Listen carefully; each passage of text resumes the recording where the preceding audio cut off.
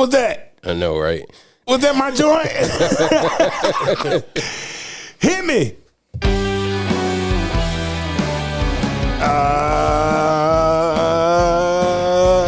Yeah, I be get my rock and roll on like Beyonce get her country on. All right. Y'all don't know nothing about that. This is Capital City Podcast. I'm your host, Capital J, alongside my main man, DL Glass. and we're in the building tonight.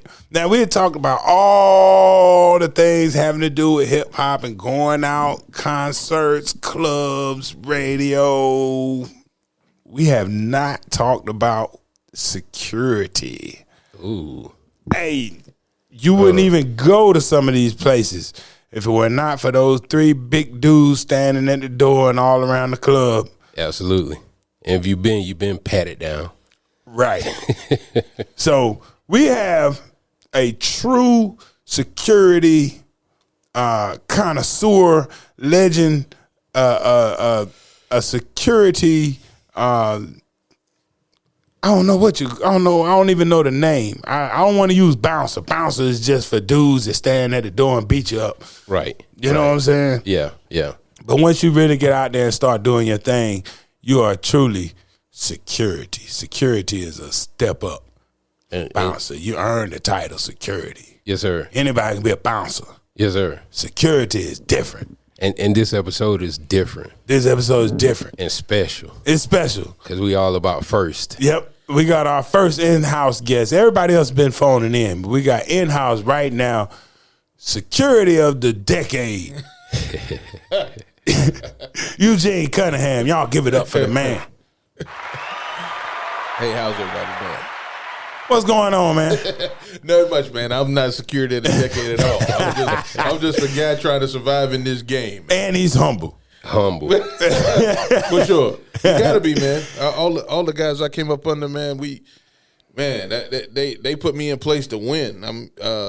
I always had a vision of what I wanted to do when I got in the game. I was, doing clubs or whatever. I was the first club. I worked at the Corner Bar. I don't know if you know what that is at UNCG's campus. It's like right off the campus. It's called the Corner Bar. I know what the Corner Bar is. Yeah, a dude named Wes. He used to drive the bus when I was in high school. He was like, I don't know. I kept in touch with him at the high school. He was like, "Hey man, you want to work security?" I was like, "Yeah, cool." I was in college and thinking about what I wanted to do with my life, and I was like, "Well, I want to make some extra money," so I would go over there for $50 every Thursday night and work the door at the Corner Bar. I don't know if it's still there, but yeah, it was like this was like, yeah, that's over there if you're looking at the Canoco or whatever that gas station across from Joker's. Yeah, it's right over there to the left. Yeah. Exactly. If you're staring at the gas station across from Joker's, the spot he's talking about, if you're in Greensboro, the Corner Bar. Yeah. Well, look, you jump right in. Here's what we do. Every time we have a guest, the guest, if we bring a guest in, the show is about you. Yeah.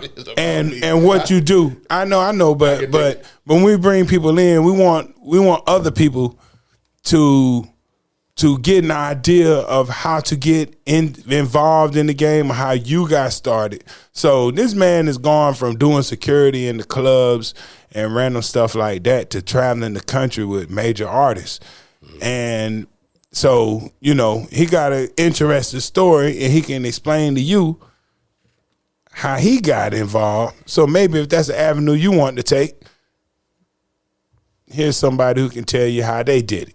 So we always start at the beginning. So we're going to start at the beginning. You already started telling us how you ended up, what was the foot in the door. The foot in the door was the Corner Bar. So Eugene, talk to us. How did you get your start in the security business? Okay, so after I did the Corner Bar for like a year, I started okay, I want more money. They were only paying me like $50 a night to work this club, and I had no idea there was more money in the business if you go to different places and work different places. I go to where did I go next? I think it was Montego Bay. I went to next. Oh no! It was a place called I'm so sorry, guys. Screaming Parent? This is beside Montego Bay, but it's like next Orion's Club. Orion's, all right, yeah. So I went there and I saw a guy working outside, and I was like, "You guys need security?" He was like, "Yeah, listen, I forget his name, but he said, yeah, come on." So I came and worked there, and it was like for $60 a night or something like that. And I was working inside or whatever, and I did that. And then there was this club up the street called Montego Bay. Yeah, Montego Bay. Anybody that spent a little time in Greensboro during that time period, which is early 2000s, mid 2000s, Montego Bay was a Jamaican restaurant / club. Okay. The best wings, what's his name? Vinny? Vinny used to make the wings. Now, if you go in the back, it was dirty. You know what I'm saying? But the wings was on time. I just told my son that dirty hands make the best seasoning. Oh, my God. It was the best wings you ever had in your life. But if you look back, you'd be like, oh, man, why the hell am I eating this shit? Can I You good? Okay. And so every Sunday night, it was the Bay on Sunday, right? And I would be working this club, Orion's, down the street, and it would be cars everywhere, spilling over to our parking lot. We had to like beef up security for our club or whatever. And I was like, oh, what's going on over there? And I go down and I already knew Wale Coyote. Okay. And but I didn't know him like that. He was real cool with my brother. He went to high school with my brother. Okay. So I would introduce myself, and Wale would be like, oh, yeah, man, I know she. My brother named Rashid Wale.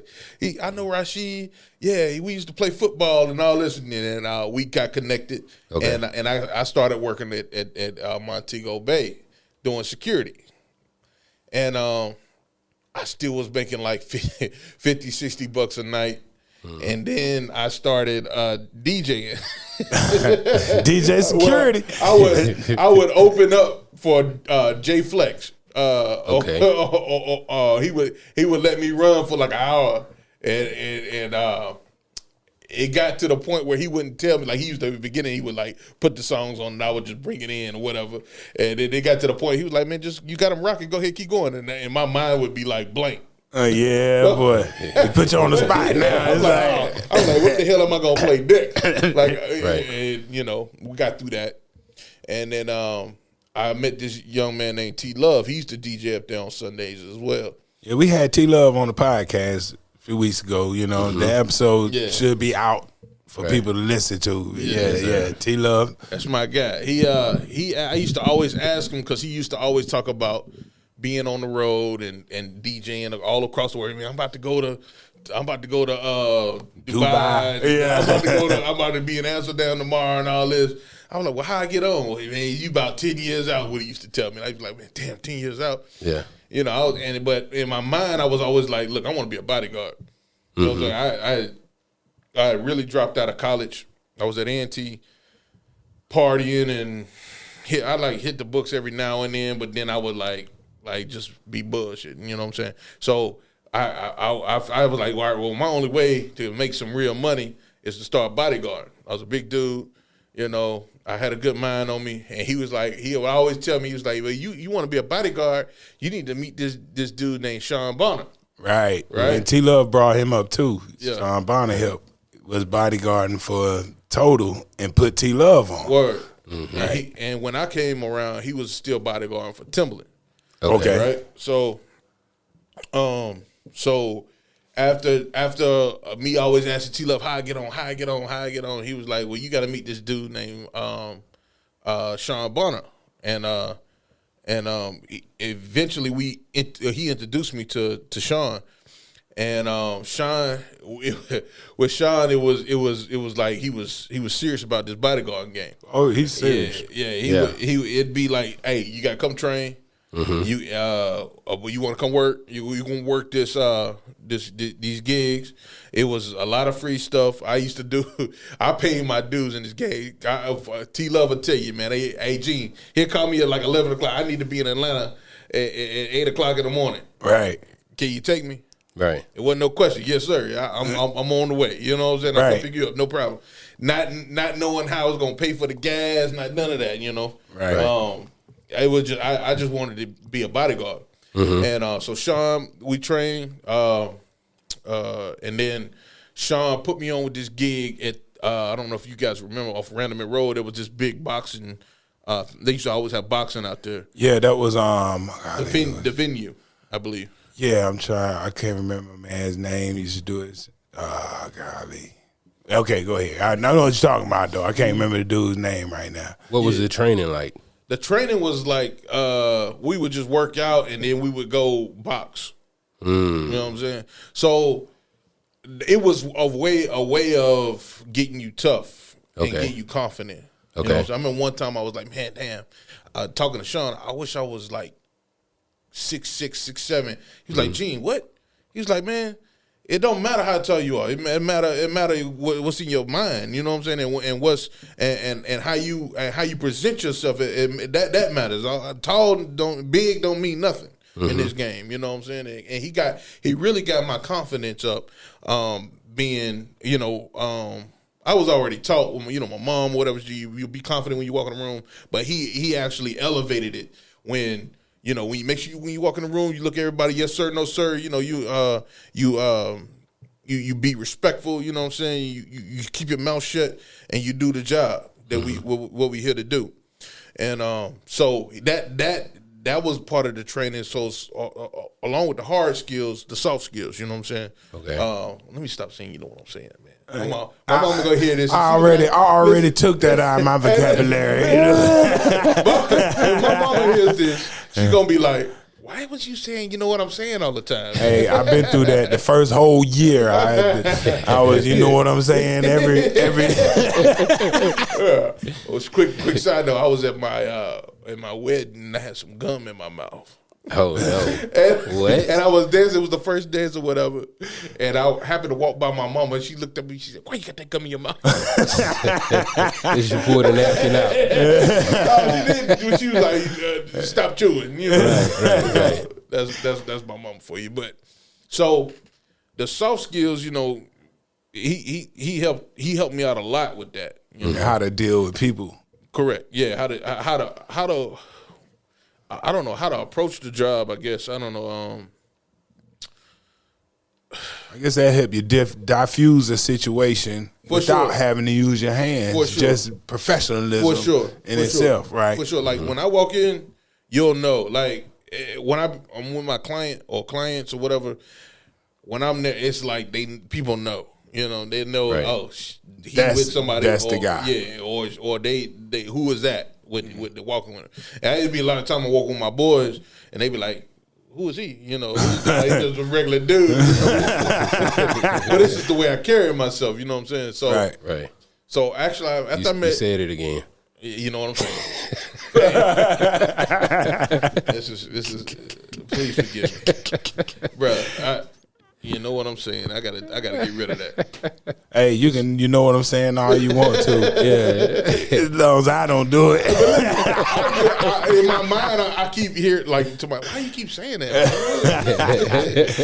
Yeah, it's all good. Yeah. But we know what you're saying. Absolutely. So I met Sean. We did. He trained me. He put me on this club called The Venue. And it was paying me $250 a night. Oh wow! Upgrade, big jump. What? Yes, sir. I was like, this is.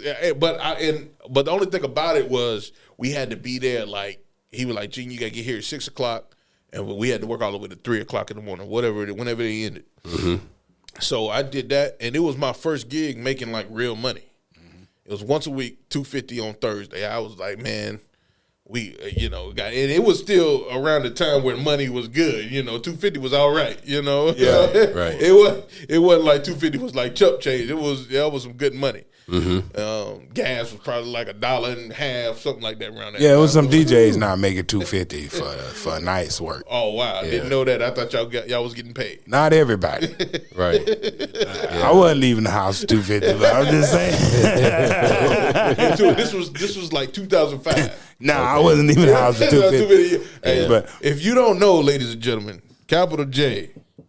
Is a legend. Here we go. If you don't know. Here we go. So, how me and a side note, how me and Capital J met. Well, I think we already knew each other, just in passing or whatever. But my wife was like, we're going to go hang out with my friend Sharifa and her husband. I'm like, man, Yeah. I don't want to meet nobody new. I was like, all right, man. I really was protesting. I was like, because you gotta. I know exactly how it is. Yeah. She tried to like we kids or something. You gotta play date. I gotta go be friendly with these dudes. While my wife had fun with her bestie. Exactly. And then when I saw him, I said, "Man, hold on," because she was like Jerome, and I was like, hold on. Do you understand who your husband is? Yeah, right. This guy's a living legend. Right. You know, this is capital J. The capital J. I appreciate y'all. Yes, but the show's about Eugene. Right, it's a part of the story, though. Yeah. All right. I came up, I came up listening to you and Buster Brown and all that. Right. I used to call in the show. And J Flex. Me and Flex. Yeah. Mm-hmm. What was it? Hooked on Ebonics. Oh, yes, sir. Yes, I used sir. to call and play that. But all right, cool. So we talked about the venue. I worked that for like a whatever, however long it was running. It was running. Them boys was there was a crew from UNCG, I believe, throwing the party. My bad, guys. Are you good? A crew from UNCG throwing the party, and they had a great turnout every time. Mm-hmm. And then I started expanding to other clubs, and I worked. I didn't do any bodyguarding yet. I was still working clubs, but I was doing more than just being a dude. Just a body. I was. If a client, a star came in, I was holding the VIP down. A lot of what I see now of guys that want to get on doing, I was doing. And one night, I was working a parking lot at the Inn Club. I'm not the Inn Club, the Club 9. Okay. Off of what about Argatos? I don't.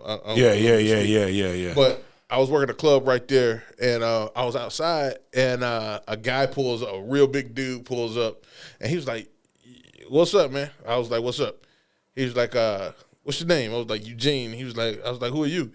The guy named Cortez Martin. I don't know if you guys remember. I remember that name. Cortez Martin. He bodyguarded Fantasia from her beginning to, for about 15, 20 years or whatever it was. Okay. And I got in good with him, and I started training with him, working out, and but he would actually take me on to gigs it would be paying dues, it'd be free. Mm-hmm. I would whatever he needed, Hey, I got to go to Charlotte, catch a flight. I'm taking him to Charlotte. Right. Not asking for gas money, not figuring out. Maybe he would give me $20, maybe he wouldn't. It is what it is, And I did that for a while. So now I'm paying dues for Sean, T-Love, and Cortez. But these are three guys you need to know in my area, right? To elevate. They can put you places. Oh, for sure. Yeah. And it would be guys coming around or whatever, which would work out, and they would just give up. But in my mind, I was like, man, if they don't put me on, somebody else will put me on. Right. It's more than just them. Network. And that's what Sean Bonner taught me. He said, always network. Bro, when you go to these places, make sure you talking to everybody. You never know who you're going to meet, who you're going to talk to. Get everybody's number. You might need them, And to this day, I can go on my phone if somebody call me, hey, man, somebody with such and such. Hey, you got any plug with that? I might not, but, And a lot of people pay for the call, Right. Somebody asks you for something like, hey, I need a number on something. Hey, I think T Love mentioned that. Mm-hmm. Oh, T Love is and T Love's going to get his 10%. Yeah. Don't worry. Hey, Gene, I'm putting this together. I just make sure everything clear. Yeah. I want my 10%. Yeah. I don't care who it come from. Okay. But make sure you know. So just. Sean taught me to network. Cortez taught me to, how to be, what we need to do, how to move. And everybody always said, keep your mouth shut. Mm-hmm. keep your mouth shut, and the man who does the most will be around the longest. Okay. Which means if a bag needs to be taken somewhere, Right. take the bag. You know, I get in this game, and a lot of bodyguards hit you with the, I don't do that. Right. You know, I don't. You make yourself a jack of all trades. For sure. So my motto, not motto, but what I in my mind is, if we make this guy look good, we working for, we gonna work long. Right. You know, we gonna work longer, and if something need to be done and I can do it, I'm gonna do it. You know, if you need me to go do whatever, if it's within keeping you safe and I can go do it, I'll go do it. There's no ego. I got no ego in this game, and a lot of guys have egos, and it's a situation. You know. Yeah. So Cortez put me on a couple of gigs. He actually one night we in Jabs, and a young man comes in there, and he didn't have any security, and we were like, I was like, look, man, we should probably go holler at him because, you know, he ain't got security. We could this could materialize into something. And he was just the dude was just in there, and Cortez was like, all right, cool, let's go holler at him. We went to go holler at him. Turns out, dude they had just fired the security a week ago, and they needed a guy. Right. So they wanted Cortez. So Cortez would go, and whenever they were close, Cortez would call me and say, Gene, come help me out. So I would come work for free. Who was that dude? Pleasure P. All right. Pleasure P. Pleasure P from what's the name of the group? Pretty Ricky. Pretty Ricky. But the only reason I mentioned him is because that's my brother. That's like Right. I worked for him for 16 years. Like I still work for him to this day, but 16 years strong. Me and him been working. Right. So he would go out with him, and then when he couldn't go, I would go. And eventually it got so where he was so busy with Fantasia that he couldn't go. So he put me on with the job. But let me back up. My first on the road gig was Tasia needed her dog to Chicago. So I got the job. I was on the took Fantasia's dog to Chicago. Okay. That's a hell of a foot in the door right there. Yeah. What's up? I was out there. I was happy, man. It was like my first week on ever doing anything outside of Greensboro.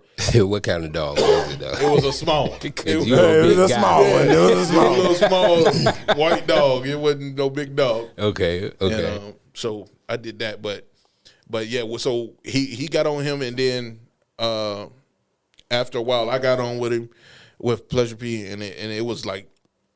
It was that was history, you know what I'm saying? And right. I was with him for forever. Like that was my guy. And the crazy part about it is that it's a million people in this world that want a bodyguard. I used to, like, not always, but like later on, like 10 years in or whatever it was, I would ask P, I was like, why'd you choose me, bro? Yeah. He was like, man, you was a good dude, man. I just, you know. They want to be around somebody. Yeah. They like your bodyguard is gonna be around you all the time. For sure. So For sure. It's not just can you stop me from getting attacked. It's also do I want you around me For sure. all the time. Right. Right. Yeah. Do I want you to know my secrets? Do I want you to know, you know, just everything about you? You know what I'm saying? Right. Right. And that's where like a lot of guys get wrong. You know, they start talking a lot, and but it's also discretion. On a side note, I want you to pause your story for a minute. I got two things I want to ask you about. One, what do you think about a person like Gene Deal out here serving up secrets? Yeah, I think it's crazy. I think it's like, bro, you doing the job. Why? You know what I'm saying? It's none of your business. You know what I'm saying? Whatever my client does, it's none of my business. Yeah. I'm here to protect you. Right. You know, I like why? Right. So you would never turn never. and divulge Never. anybody's Never. personal business. And I only think he's doing it because I guess he don't want a bodyguard anymore. He wants to sell books. He hasn't in a long time. Yeah. Right. But bro, like these people trust you. It'd be like you telling on your best friend, you know. Right. You know, because we get close. You know, I mean, not across on the line, but we get close with these people. These people tell us talk Right. freely with among like. Right. I listen. I don't indulge with whatever they saying. I listen if they telling me some stuff. I listen. Cause it's like having your big cousin with you. Yeah, you just there to be an ear sometimes, and for you to break that trust, regardless of whatever he's doing or whatever he did. Right. You didn't say nothing then when it happened. Right. And you obviously was cool with it. Right. Until you stopped working for the person. Yes. Like, wow. Like, what are you doing, man? Right. What kind of man are you? Like, you can't be trusted. Yeah. At all. Yeah. So I don't like that. My second question, before we get out of the club portion of this story. I got one too about the club thing. Right. Tell us some of the stuff you encounter, like, a lot of people want to know what it's like to be the dude at the door or one of the security in the club, because you run into some crazy situations. For sure. What's some of the stuff that it's not always just chilling the whole night. Sometimes it goes down. You know what I mean? I got to add on to his question, because we have often talked about the change in music. Like, music went from dancing to now is I'll kill you. For sure. And with your line of work, you've seen the other side of actually viewing the change in music. Like, to piggyback off his question, answer that too. Like, when you saw the change in music, I know the environment changed. Sure. So, it's the music's always been crazy. You know what I'm saying? Before, like, right after the knowledgeable hip hop. I don't know if that's the word. The conscious era. Yeah, conscious. Right. Yeah. So after that, and they started getting into to tear the club up and all that. It's always been rowdy. Once it goes from the R&B, R&B sort of hip hop to the upbeat R&B to the club up, what they call it, Pastor Troy and that. 3-6 Mafia and David Banner. Yeah, you knew once that started playing that it might be a situation. Okay, get on alert. As a DJ, when I would if I would drop No More Playing GA, tear the club up. Nuck if you buck. And security would look over me like, man, why you do that? They always had this look on their face. They might flash the light at me. That little flashlight, they flash over at the DJ booth. Ladies and gentlemen, Capital J was definitely a part of the problem. Hey, I'm just trying to get them crunk. Y'all get them decrunk after I crunk them up. Man, this is art, baby. We going paint a picture, and this is the part of the picture that causes a little ruckus. Yeah. So tell us what is the process for shutting that down? Like, this is what it looks like from the DJ booth. Everything's going one way. I dropped that No More Playing GA. Yeah. And everybody start, you see them getting hype, and all of a sudden the girls start disappearing from the dance floor, and the dudes just start gathering up. So, okay, tell me, what's the in process? We used to get down there in it and be ready for whatever. Oh, so you get closer to?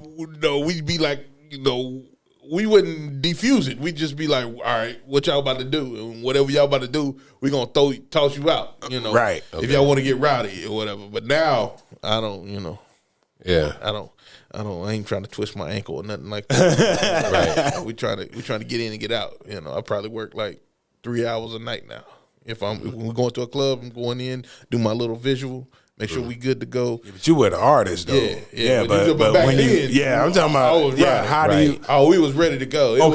So a fight breaks out. What do you do? We gonna grab whomever's in the fight and we gonna toss them out. So it's you do you coordinate with everybody? Because it's usually everybody got a station kind of. It's like referees. Everybody know. Basketball, they know how to rotate and whatever. That's how we were doing it. Hey, you grab him, we going. Right, and straight out the door. Straight out the door. If we gotta open the door with their head, that's how it's going down. Yeah. Right. Why y'all gotta be so rough? Which is crazy, because now when I think about it, we could have got sued. It would have been a situation for everybody. Yeah. We could have went to jail. It was, man. It's been times I think my lucky stars I did get in trouble for doing crazy stuff, you know. Cause and then I feel bad. Like, why were we acting like that? You know, we didn't have to do that. Yeah, you know? It's a way to. Now that I know better, you know, we didn't have to be so rough. Was it the power? That might have been it. You know, we was young. You know, we was just like the guys jumping around. That music got us hype. Right. You know, and that got us real hype. You know, everybody we wasn't drinking, but we were young. You know. Yeah. So that was your drink. Yeah, the music was your drink. Exactly, for sure. Right. So that's why I love hip hop, man. Yeah, boy. It'll take you through it, won't it? Yes, sir. Up and down. I tried it with every other genre of music, man. But nothing makes me feel this way, man. For sure. Yeah, for sure. Yeah.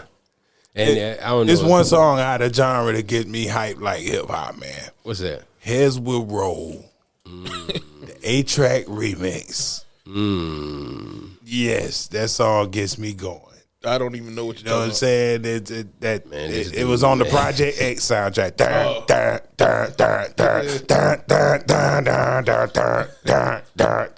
Heads will roll. I'm like, oh.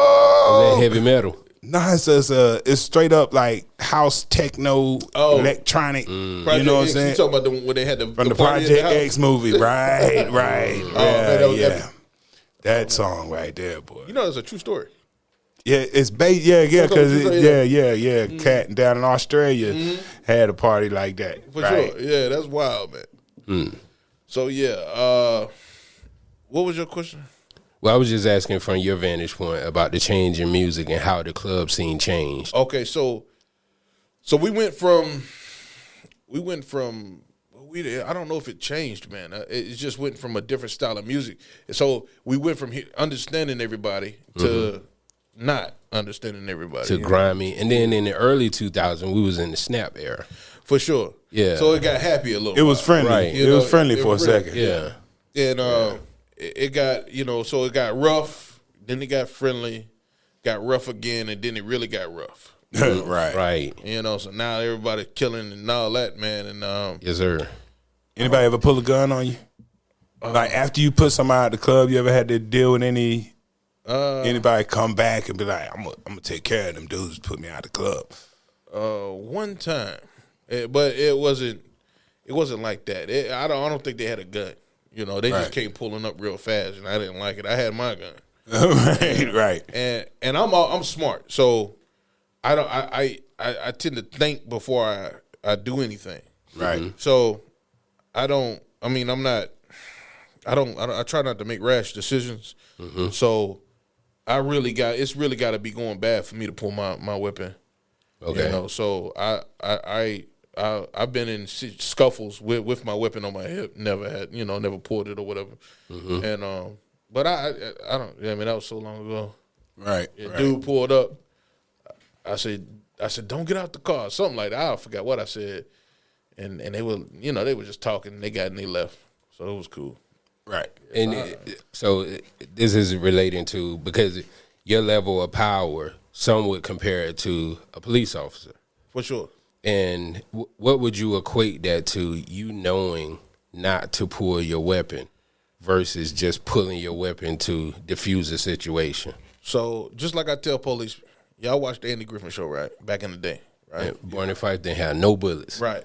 But you but you understood Andy and Barney, right? Andy, if he had bullets, he would have been a problem. Well, no, Barney. That's not Barney for sure. Yeah. But Andy was sensible. You know, so, all right, go ahead and, talk to the kids or whatever, talk to whomever. Hey, just go on about your way. But Barney was like, yeah. Hey, no, you got to nip it in the bud. Yeah, nip it in the bud. Yeah. Barney was like, first, you stepped over the line. Right. You know what I'm saying? And don't be Barney Fife. Don't be Barney Fife. And that's a perfect representation of police. Bro, I tell them all the time. I like, look, man, we talk. I be like, be like Andy, man. Right. You know what I'm saying? Because sometimes I got a cop friend, and sometimes he like we will be going back and forth, but he he's sensible. He'll say, look, if a guy, like, he stop a guy and they got like bad tags or whatever, right? And he goes up and asks him, say, look, man, what's up? you know, or you was speeding or you missed whatever. And he said, do you have any warrants or do you have any, you know, anything going on? Right. If the guy tells me, cool, you know, say, okay, cool.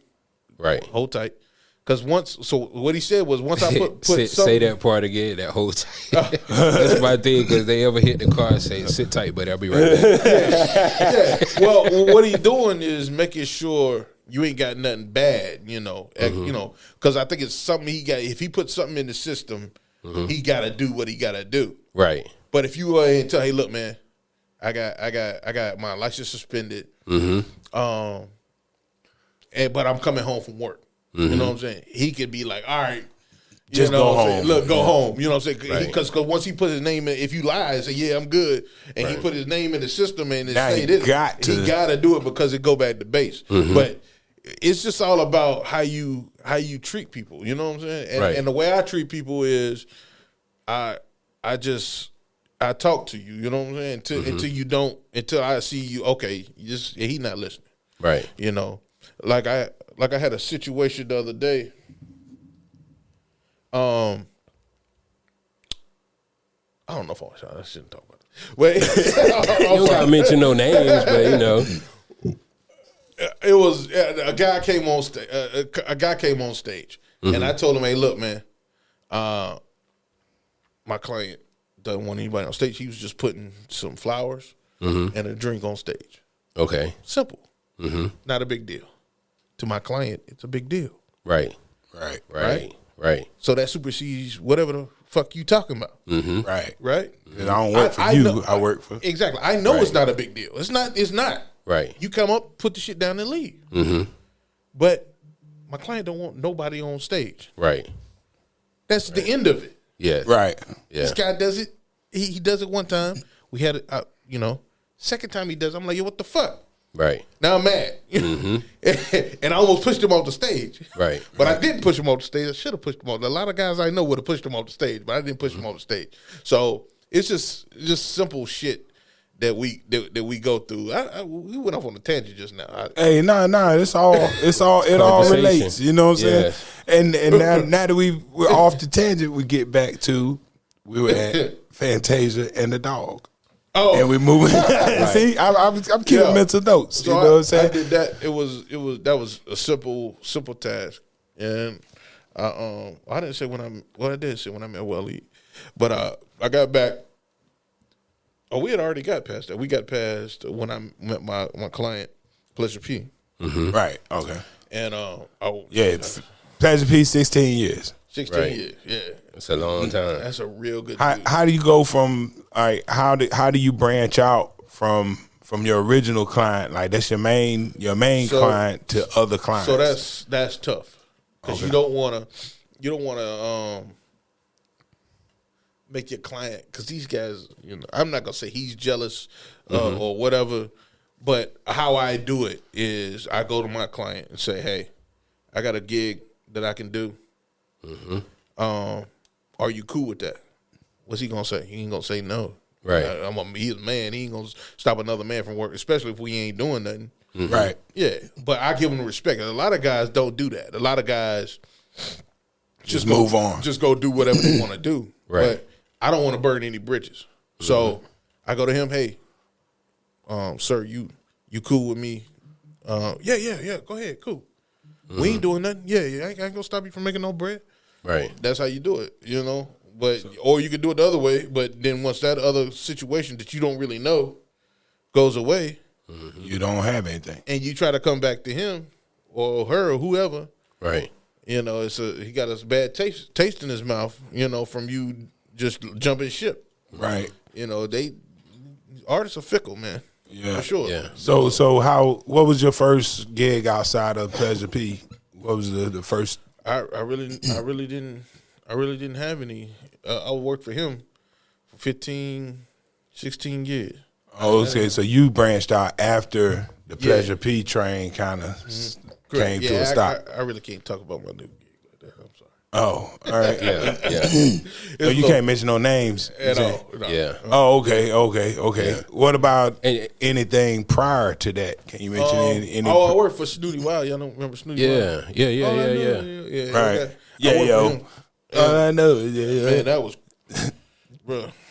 It was And different. that was different. That probably offers some different challenges. For sure. Yeah, you different venues. Sure. This is not. Bruh, I called P. I said, bro, man. Because we were working. P was working, but we wasn't, like, working like that. So I called him and said, hey, bro, man, this is crazy. Like, I don't know. I worked for that guy for like a month.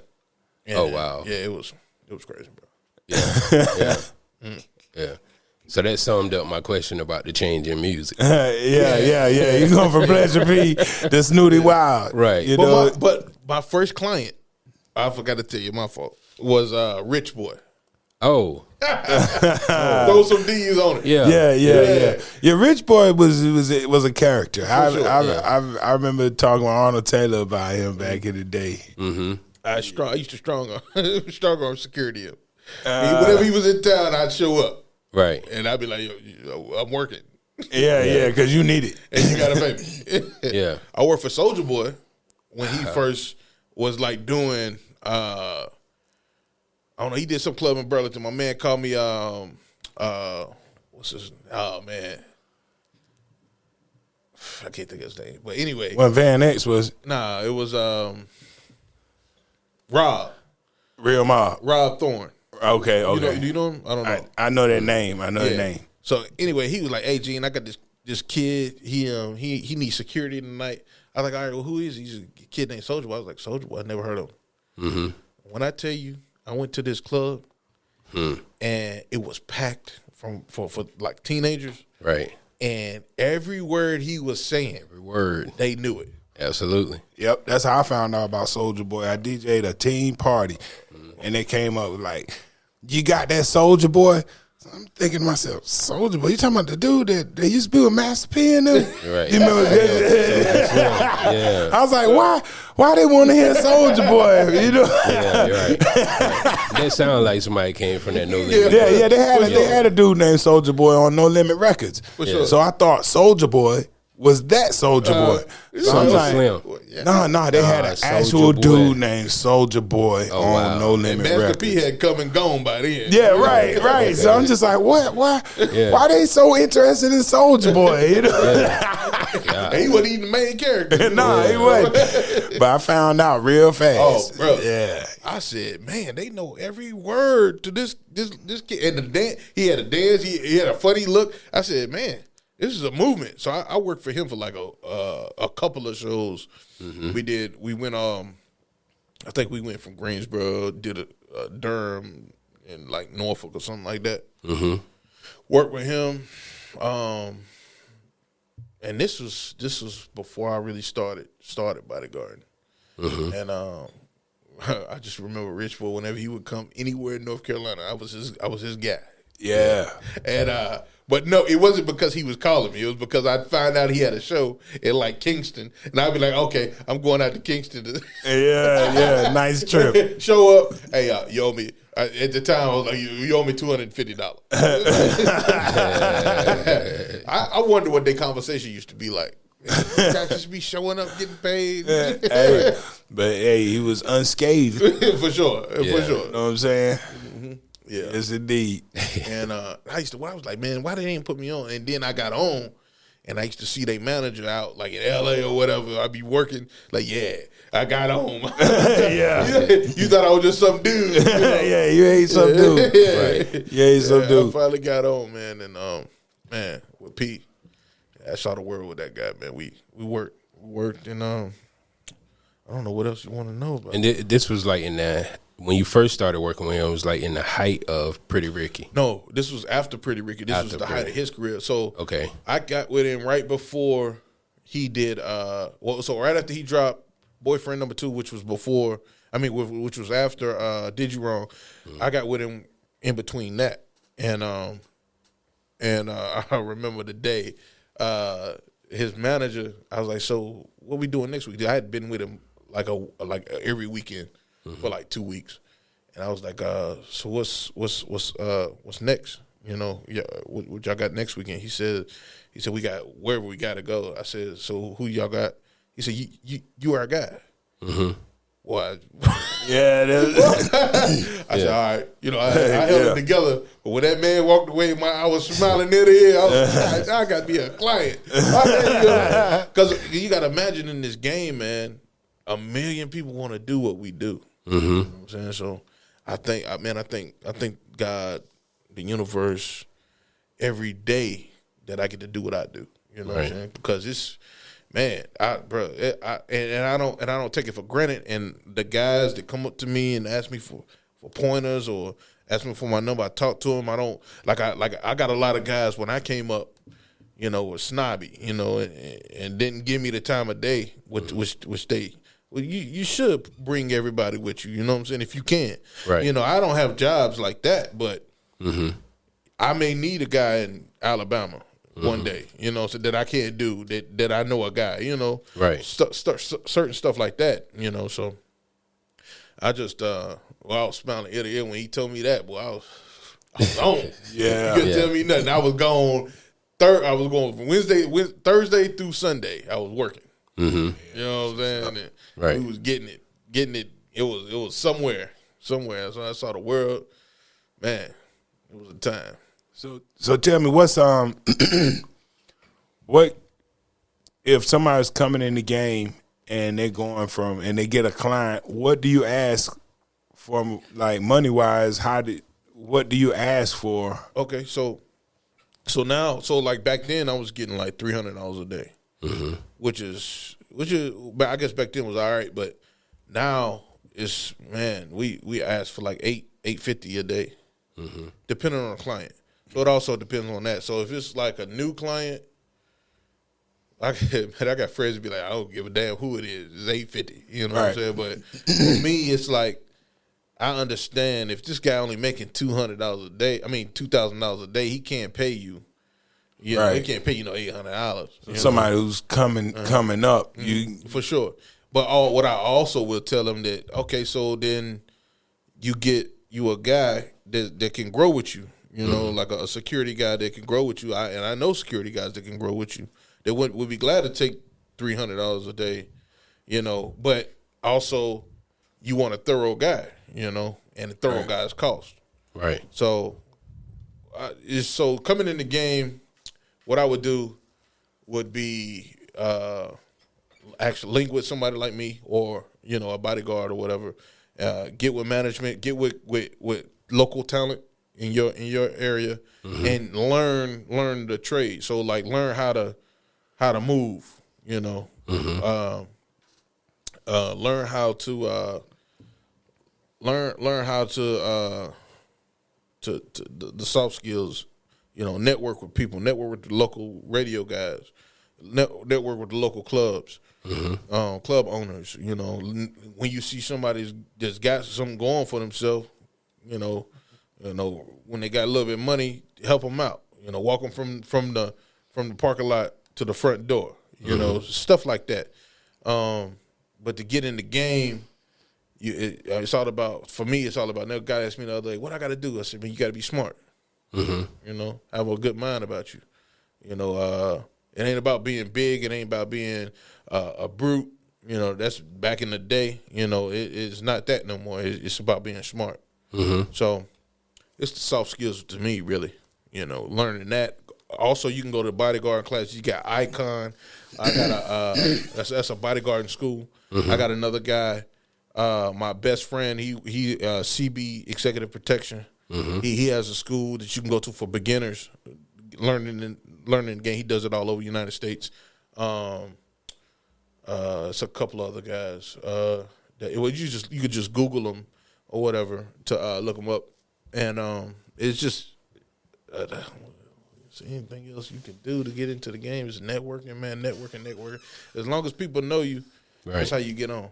You know, meeting different people and just knowing, stay professional. That's the toughest part, so I got clients that'll be like, "Hey, have a drink," you know what I'm saying? Right. And I won't do it. Right. You know, we'll be off. Hey, we off. Let's have a drink. No. Yeah, but you still responsible. Yeah, because if something go down, oh man, you was drinking, man. Right. You sit over there like this, like getting rolled up. Gee, but we out, baby. I done started drinking. You on your own. Ain't gonna be none of that, brother. Headline ain't gonna read is Gene, such and such bodyguard was drinking on the job. That's how they got messed up. Nah. Well, how do you turn it on and off? Like, because, you mentioned your wife. Mm-hmm. Like, you out with an artist versus being out with your wife. So that's a good question. So I get anxiety when I'm out. Mm. You know what I'm saying? So like I'm like, so if we're at like a mall, like Christmas time, for one, I don't like to shop. You know what I'm saying? So I don't know, when we just out, and I just know, I know from my security mind how much stuff can go wrong. You know what I mean? And I'm just thinking about, okay, if I'm just looking at everybody, this is not a good. I'm like, baby, I'm not gonna be pleasant. Just go shop, and I'll see you when you get back. Just I can't do it. I sit in the car, but how do I turn it on and off? I don't know. I don't get it, but I don't get anxiety when I'm working. I guess I don't know, man. But I just don't like to be in a lot of crowds when I'm not working. Yeah, I don't like being. I like to move in and out. I don't know, man. It's a tough question. I get anxiety. So how to cut it on and off. When I come home, I don't do anything. I just chill. Okay.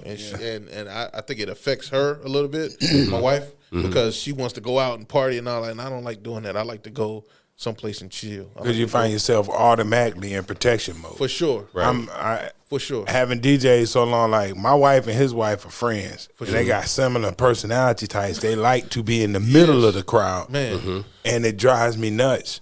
Right.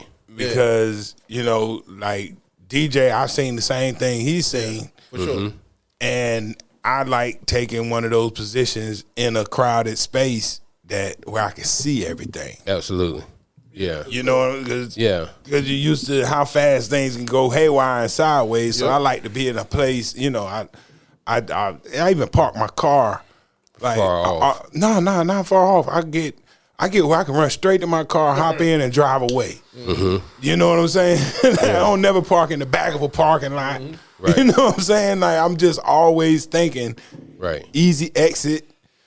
Something goes down, this is a safe place to be. I try to be in that place the whole night. So if it goes down, everybody's over here, and then I got this little area that I can hold down. For sure. So, yeah. And I've been out with both of them, and me and Gene sit over there just like, looking around. So, I know how hard it is. Man, I don't know, man. I remember one night me and Yolanda was in the club downtown, and for some reason, you know how guys walk. We all guys, right? So when we were younger or whatever, you know how you walk through the club. There's a girl right there. You try to walk and put your junk on her ass or whatever. Right. So I'm standing here, and my wife is right here. It's a little space. Right. And this dude tries to walk through. Automatically, I'm like, hold on. Right. Walk around, bro. You're not about bodyguard mode. So he walks away, and I see him talking to his boys. It looked like it's about to be a situation.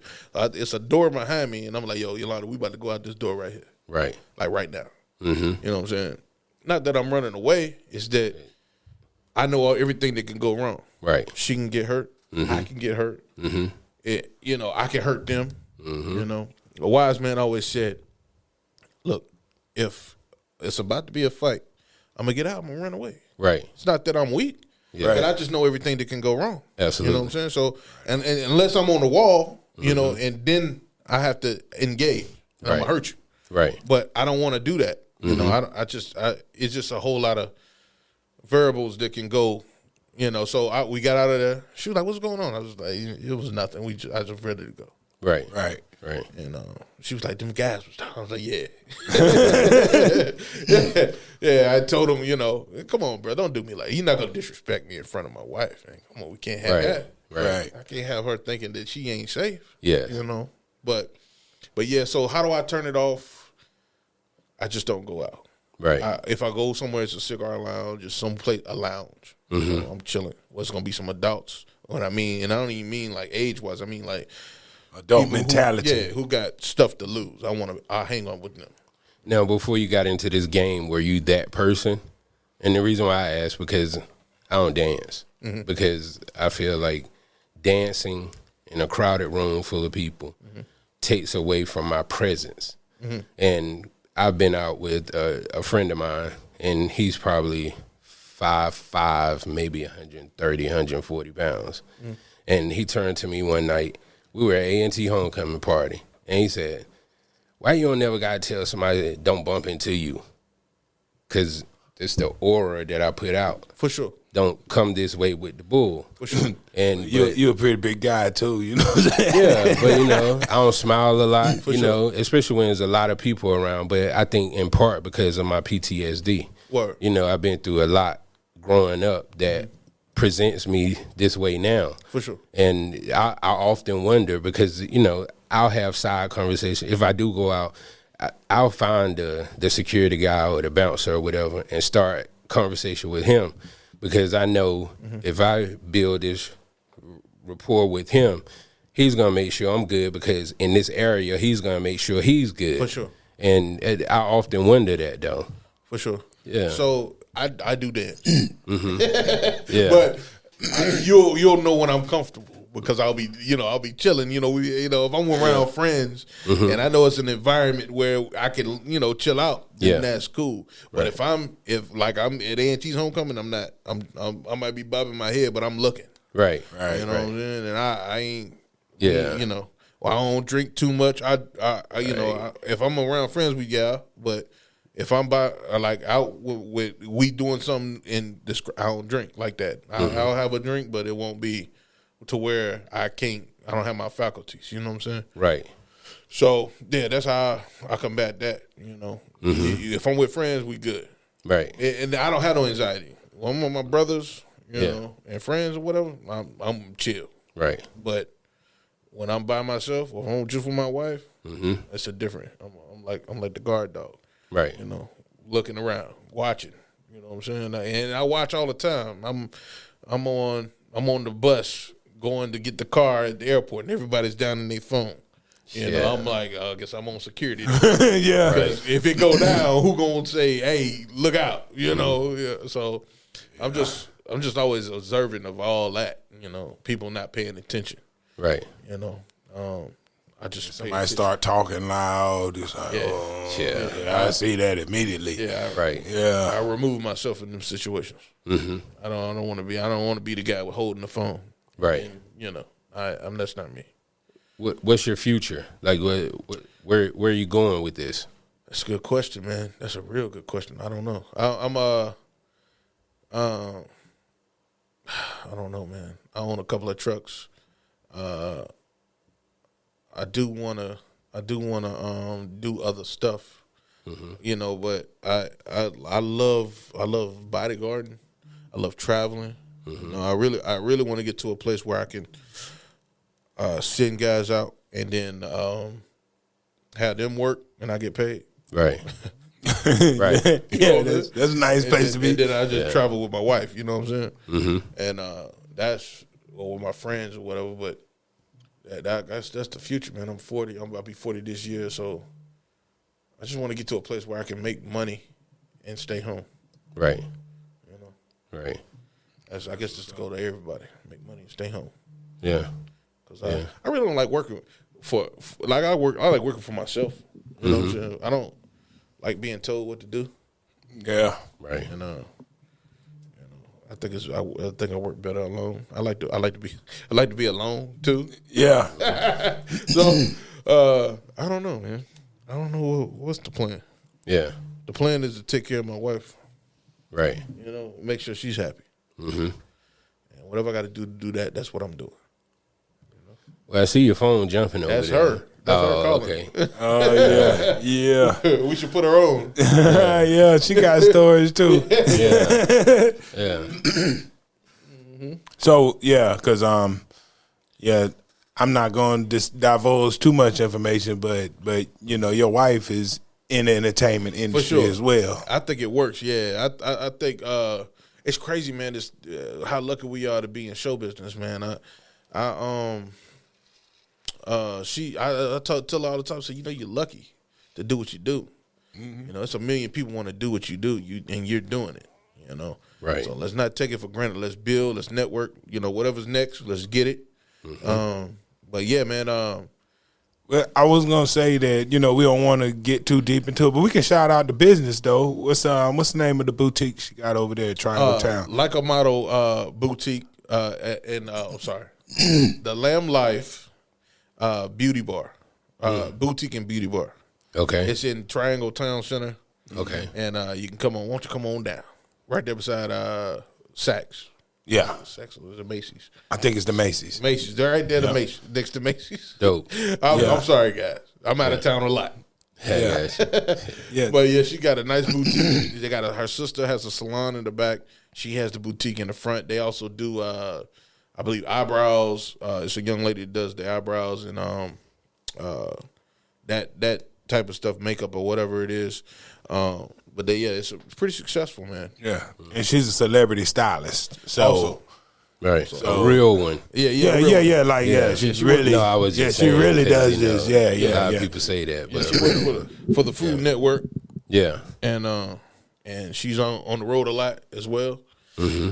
So I think it works. That's why it works. You know what I'm saying? Because you remember back in the day, our grandparents or whatever was together for like 70 years because Granddaddy went to work all day and have the phone, you know. Right. He didn't see you till you got in. So I think that's what it is. We don't see each other that much. We see each other a lot, but we also are apart a lot. And it works when we get back together. It's real good, you know. Yeah, you miss each other. Yeah, for sure. So yeah, man.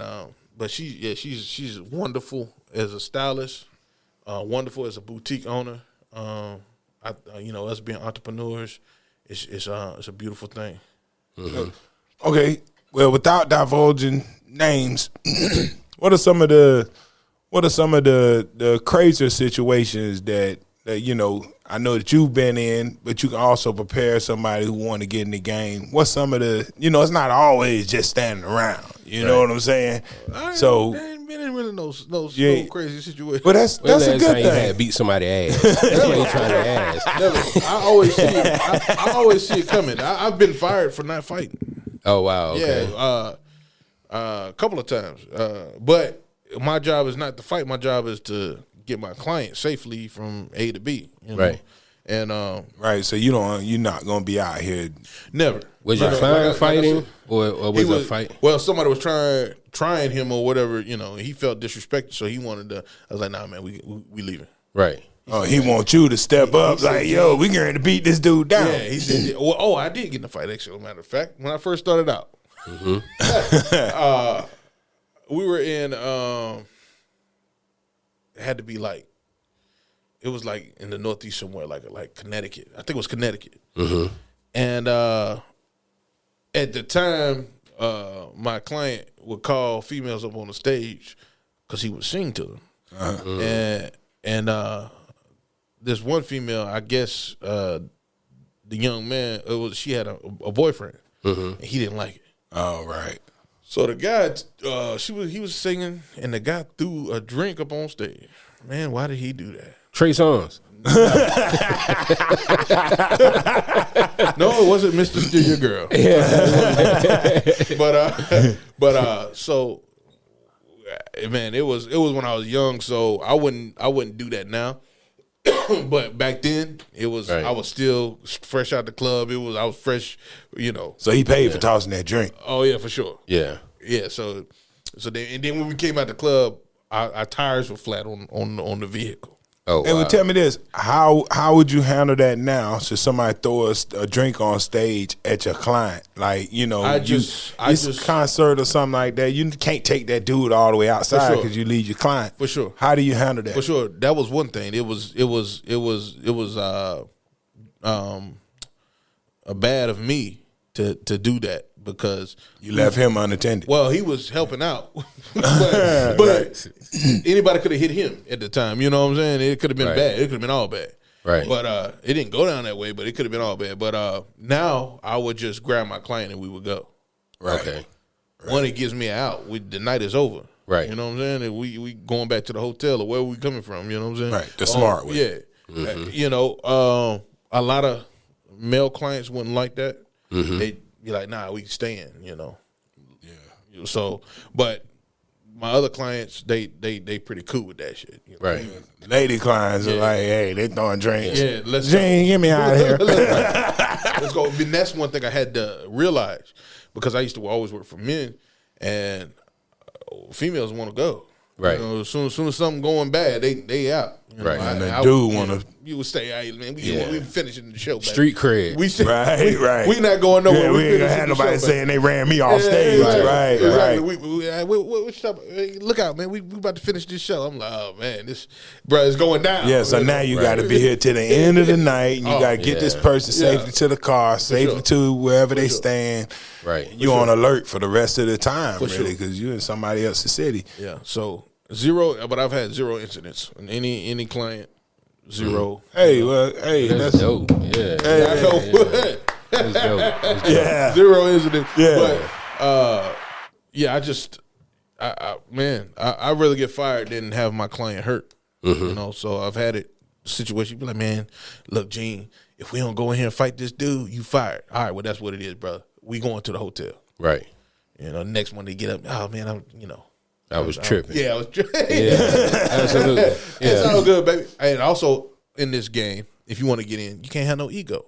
And you getting with highly volatile, rich, young people. Right. That don't never seen nothing, done nothing. You know what I'm saying? They just rich and on the go, and they see movies where the clients act crazy. You know what I mean? Act disrespectful to people. Right. I mean, you have the conversation. Hey, look, you know, I'm a grown man. Please don't speak to me that way. And that ain't nippled in the bud. Right. You know, but a lot of times something happens. You can't have no ego. You know. Right. You got to do something.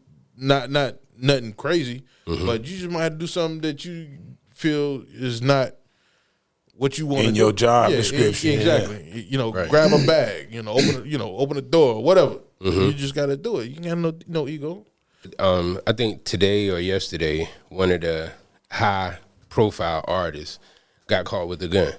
Oh yeah. Yeah, and this is like the second time he's been caught with a gun. That's... And me, as a consumer of music, the first thing I said was, he's not spending his money in the right place. For sure. Because why the hell does he even have a gun? For sure. So when you hear stuff like that, being on the other side, what goes through your mind? I got the text message this morning about that, and I said, man, he gotta have security around him. Well, why? Right. Why? Right. Why for one? Even if he don't have security, I'm your homeboy. You the man making the money for everybody. You keeping everybody alive. You keeping everybody at home alive. Right. And when I mean alive, I mean you paying the bills. You paying me. You paying all the homeboys. You're our way out of the bad situation. Right. Why don't I come to you and say, hey man, let me have that gun? Right. You know what I'm saying? Regardless of and I know you a felon. I know you're not supposed to have it. Why? Right. Why aren't the people around him saying, right, you know, hey bro, don't take the picture with the gun. Right. It's not because I saw a picture with him with bro. Right. First, and then on that he had no belt on. It just was a whole situation. Right. You know what I'm saying? Right. Like, bro, why? Yeah. Why, bro? Why? I don't get it. You always protect the listen, everybody, protect the cash cow. The guy that's getting us out the hood. Right. Because everybody, that's another ego situation. You don't want to look like the guy. I work with a guy, his homeboys wouldn't pour him a drink. But you on the road with us. Right. You know, for free. You know. Because they knew him before. Yeah, he knew. Yeah. Like, I don't work for you, nigga. Right. Right. But if we make this guy look good. Right. It's a whole situation, bro. It's all about the look. You make your client look. We don't just do security. I make sure my client look like a star. Right. I try. You know. Right. Right. So it's just a whole persona. Even if we ain't making that money, we need to act like it. You know, and everybody need to be on the same page. Right. And a lot of guys can't do that. They be like, man, I ain't pouring no drinks. Man, it's on him. He got the gun. Right. He know better. Has anybody came to him and be like, hey, man, look, I got you, bro. We with you. Right. I got the gun. And why are we even in situations that we getting pulled over by the police? Absolutely. Right. You know what I'm saying? If you want to smoke weed, why bruh it got a whole headline, a whole tour. So that means he made the most money on the tour. Right. I'm safe to say about $100,000 a show. If it may be more. Yeah. You know what I'm saying? Yeah. So you got enough money to have 5 security or have your homeboys, hey, look, I want all y'all to go take the concealed weapons class. Right. You know what I'm saying? And then there's a bodyguarding class. Go take that. You know what I'm saying? You don't gotta be my bodyguards. I just want you guys, everybody to have knowledge. Let's go do it together. Right. Take a week. It's a day course. You know, a 2-day course. You go take the beginner course, and then you go take the advanced course. But if you take the beginner course, you get a concealed weapons license, which is reciprocal. I don't know where he's from. He's from Florida, right? Where if he's from Florida, it's reciprocal in like 38 states. Oh wow. You got enough money to be like, all right, look, I want you to. This artist we talking about is not one of your clients, right? Negative. No. No. All right, well, who we talking about? Go on, spit. Oh, Rod Wave. Rod Wave. Okay. So Rod Wave so big, he sold out Red Hat downtown Raleigh, and nobody knew about the show except his fans. So then you'd be like, all right, well, look, we want to go to California because a lot of people can't carry in California. Let's go to California, get certified out in California. Let's go to New York. Yeah. Talk to the police in New York because you got to go talk to the chief of police or something like that in New York City. To be able to carry. The laws are different in New York City Like than they are in New York State. Go to Right. Chicago. You got the money to do it. Yep. To where you ain't, and you can put your homeboys on, just like LeBron put his homeboy on. Right. You know, who's the gentleman out of that plays quarterback for the Jalen Hurts. For Philly. him. Yeah. Also, Baltimore Yeah. put their people on Right. to do these things. Yes. Right. Bro, you got the money. Yeah. What happens is you got, I hate to say it, young ignorant people around Yeah. that don't elevate. You know, like Right. Snoop Dogg told, I don't know who he talked to, but he was like, "Look, you gonna be up here, man. You can't come back down here." Nipsey. Yeah, exactly. look what happened. He said, "Your guys got to come up here with you, Right. and if they can't come up here with you, Leave them. leave them, You got to. bro." You got to. Bro, Yeah, that's first thing I true. would have said Yeah. to the guy, "Hey, look, I'm good to carry a gun. You don't need to carry the gun. Right. You got felonies, straight up. Yeah. Yeah. If you get caught with that, all this is over. Right. Now he locked up. Ain't nobody making no money. Stupid. Why ain't nobody bailed him out? Right. Or maybe I don't know. He can't get out because he's a felon or whatever. Probably. Yeah. But I'm sure he got some kind of bond. And the label ain't did nothing. Because if the labels were like the labels you were talking about back in the day, he should have had the education. And you know, They don't do that. They don't develop people fully like they used to do. Yeah. Right. Any other clients you want to tell us about, like that you didn't mention, people that you want to just say, hey, you know, we it worked for this guy. That If my person. wife would be here, she'd be like, hey, "Tell him about such and such." Such I and know such. she would. But my thing is, if I don't like officially I'm with the guy. Yeah. You know, You I really, done stuff, but you right. weren't there. Yeah, that so person. I worked with all the rappers from 2000 to like, you know, your Young Jock, your I would say Dave Dro. What's his name? Dro? Young Dro. Young Yeah. Dro. Yeah, Young. Oh, wow. I worked for Young Buck Yeah. a couple of times. So you used to be at the Puff parties back in the day. No, I never attended a Puffy party. Never. Okay. But at the same time, if I had, you would know because I don't talk about stuff that shouldn't be talked This about. is Gene Cunningham, not This ain't Gene Gene Deal. Ain't none of my business what my clients do. Nothing. All I do is protect. So we had a episode recently about how not to get got in your line of work. How do you protect yourself so you're not waiting till the end of the night to get paid, and then somebody say, "Well, I can't pay you." That's a good question because we have these conversations a lot. Yeah. Why you? First of all, promoters, you know how much you owe, right? Right. You got 10 guys. You know you got to pay security for 10 guys. Why do you wait till 4:00 in the morning to pay these guys. Hey, we gotta count the money. I blame y'all. Listen. Because, like I told Cap, for you to get on my calendar, because I do photography, videography, and producing, for you to get on my calendar is half. Before the night begins or before the event begins, the remaining balance is due. If you can't pay the remaining balance at the start, I can't work. I could dig that. And but as long as I've been DJing, like I had to fight to get, you got to fight to get that money out of these dudes before the party starts. But at the end of the night, if I find myself waiting for money with security, I'm like, oh Lord, man, that's a problem. Yeah, it's gonna be a problem. I already know. I don't even do. There are promoters that I've fallen out. Yeah, with one in particular just sitting at the end of the night. I'm sitting there with security. I'm like, well, since we mentioned the names. He's not gonna do it. Yeah. I try not to throw because this somebody that I was fairly cool with the person. It's just that I just won't do no work for him no more. I don't have no bad blood, but after that night, I was like, yo, I'm not sitting here till 4 a.m. The party was over at 2. I done put my stuff in the car. All the girls gone. The girl I was talking to all night done went home, and she gave me her number. By the time I get out of here, she gonna be asleep. It's over. You know what I'm saying? You ruin my night. It's not going down. Yeah. But my thing is, we got to get together, but you got to also, you're not respectful of my time. What if I got to get up at 8 o'clock? Right, because you paid me for 10 to 2. For sure. Right. So if I'm here waiting to get paid till 4, you owe me another 2 hours of pay. For sure. Mm-hmm. For sure, and the pay ain't much. Yeah, I can't do it, man. Not to sound cocky, but I get paid well to do what I do. Yeah, right. So and you put in the time. Yeah, for sure. I definitely put the work in. Yeah. I definitely paid the dues. Right, but oh my God, bro, it's crazy. They need to form a union or something. Yeah. Oh, yeah. Yeah, but you're right. We definitely should get paid up front. Some clients I book for, I book for a couple of guys that are known in the industry to not pay the bill. Right. We don't move until the bill's paid. Absolutely. Like the manager will call me, and I'll be like, all right, cool. Here's the invoice. Go ahead and pay it. Right. Yeah, go ahead and pay it. Because I know if I can't provide, I'll send the money back. I can't bank on this guy. Right. They don't. There's some guys don't pay, and they be like, "Yo, don't work for this guy." Don't work. I be like, "Why y'all don't work for him?